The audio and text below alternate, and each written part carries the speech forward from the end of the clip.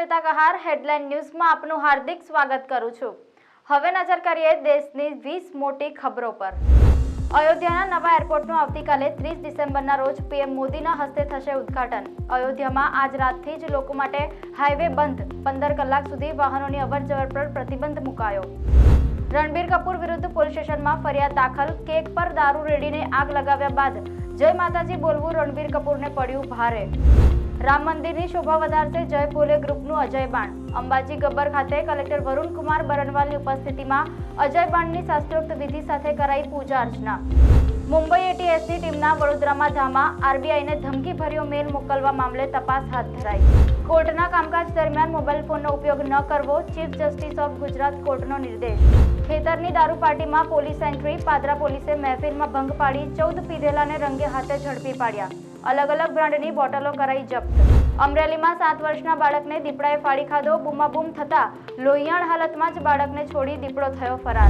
વડોદરામાં 31st ને લઈ પોલીસની ડ્રાઈવ। ડ્રગ્સ લેનારાઓને પકડવા ખાસ ટેસ્ટ કિટથી એન્ટ્રી અને એક્ઝિટ પોઈન્ટ પર ચેકિંગ। રામલલ્લા અને અયોધ્યાની પાણીમાં રંગોળી। ગુજરાતની કલાકારની અદ્ભુત કળાથી અયોધ્યા અભિભૂત। ભક્તોમાં ભારે આકર્ષણ જમાવ્યું। અમદાવાદમાં આજે કોરોનાના વધુ 8 કેસ। નવરંગપુરા, બોડકદેવ, મણિનગર, પાલડી, વટવામાં પોઝિટિવ કેસ નોંધાયા। એક્ટિવ કેસ થયા 48। અયોધ્યા 30 ટન ફૂલોથી સજાવાયું। 800 કારીગરો રામનગરીને સજાવી રહ્યા છે। 30મીએ મોદી મુલાકાત લેશે। એરપોર્ટને વાલ્મીકીનું નામ અપાશે।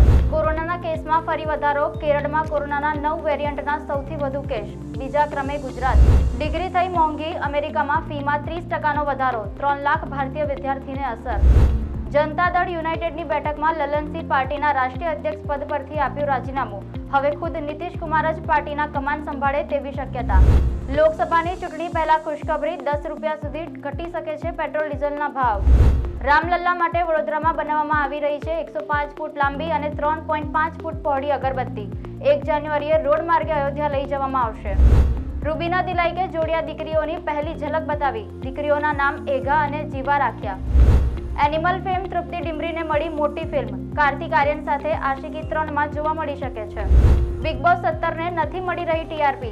5 વર્ષમાં પહેલીવાર શોને લંબાવવામાં ન આવ્યો। 28 જાન્યુઆરીએ યોજાશે ફાઇનલ। સલીમ ખાને કહ્યું અરબાઝને પરવાનગીની જરૂર નથી। પુત્રના બીજા લગ્ન પર કહ્યું આમ કરવું ગુનો નથી। તો આ હતી દેશની 20 મોટી ખબર। આવતીકાલે ફરી મળીશું।